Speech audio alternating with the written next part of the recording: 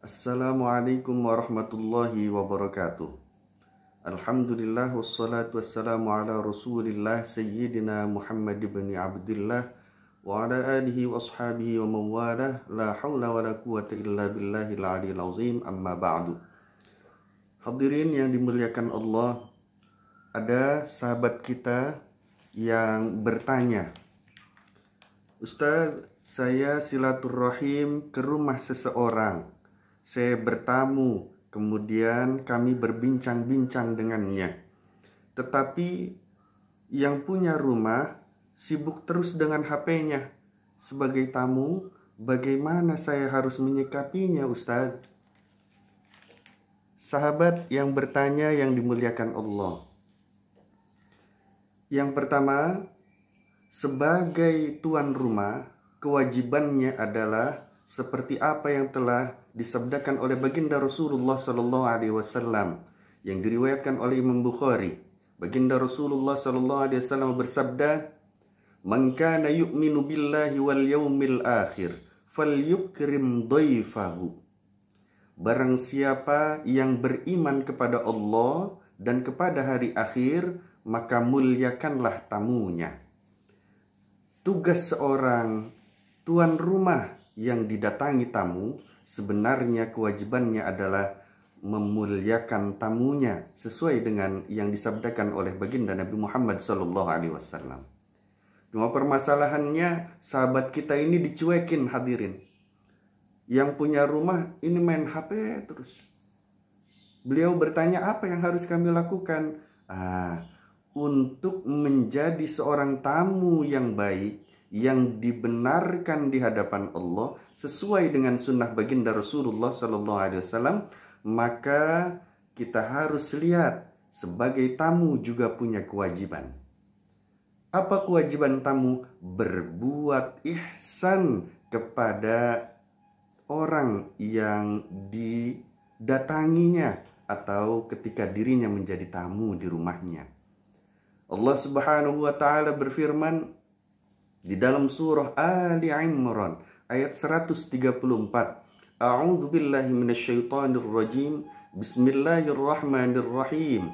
Wallahu yuhibbul muhsinin. Allah sangat mencintai golongan muhsinin. Siapa golongan muhsinin? Golongan muhsinin itu adalah seorang hamba Allah yang mereka mengisi detik demi detik, waktu demi waktunya dengan selalu berbuat kebaikan karena Allah di hadapan Allah. Ini golongan muhsinin. Dan seorang tamu ini kewajibannya adalah berbuat ihsan. Bagaimana caranya? Yang pertama, golongan muhsinin itu berbuat baik kepada orang yang belum pernah berbuat baik kepadanya. Ini sudah biasa, namun berderajat dan benar di sisi Allah. Yang kedua, berbuat baik kepada orang yang pernah berbuat baik kepada dirinya. Dan ini pun terbiasa orang-orang melakukannya.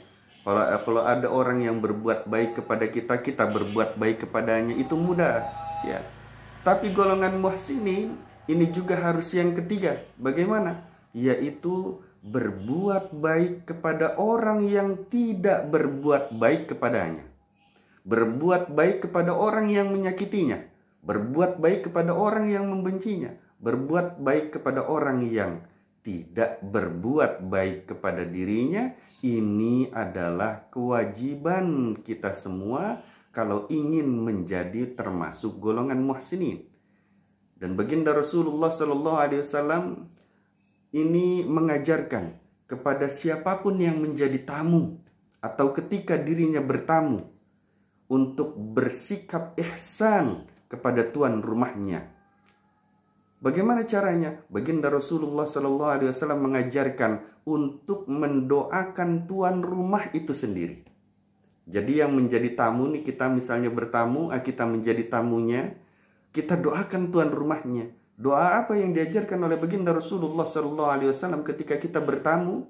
Doa yang diriwayatkan oleh Imam Muslim. Baginda Rasulullah SAW bersabda, bahwa doakanlah olehmu tuan rumah ketika engkau bertamu dengan membaca Allahumma ghfir lahum warhamhum wabarik lahum fima razaqtahum.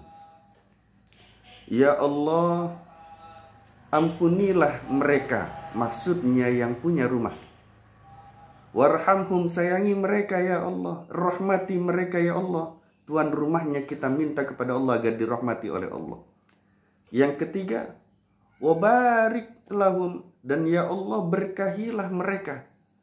Semoga tuan rumahnya itu diberkahi oleh Allah Subhanahu wa taala. Fima razaqtahum, dari apa-apa yang telah engkau berikan rizki kepada mereka. Walaupun kita diperlakukan tidak baik oleh tuan rumah, kita dicuekin oleh tuan rumah, sikap kita harus bersikap ihsan. Kalau pengen dicintai Allah dan termasuk golongan muhsinin, kitanya malah mendoakan tuan rumah dengan yang diajarkan oleh Rasulullah Sallallahu Alaihi Wasallam, yaitu dengan doa yang baru saja kita bahas tadi. Yang kedua, kita juga harus melihat kondisi tuan rumah. Mungkin dirinya ada pekerjaan-pekerjaan yang tidak boleh itu berlama-lama ditinggalkannya. Jadi walaupun ada tamu, dia sibuk dengan pekerjaannya, main HP misalnya. Kita mewajarkan, mungkin kedatangan kita ini tidak boleh berlama-lama. Kita izin pamit saja pulang. Khawatir mengganggu dirinya ketika bekerja. Yang ketiga, kita juga harus melapangkan dada kita. Kita harus mengetahui juga, mungkin dia tidak mau diganggu, mungkin dirinya sedang sibuk dengan hal-hal yang memikirkan macam-macam sehingga tidak mau diganggu, dia pengennya sendirian saja. Kita bersikap baik kepadanya, berpikiran baik kepadanya, tidak suudzon kepadanya, tidak berburuk sangka kepadanya.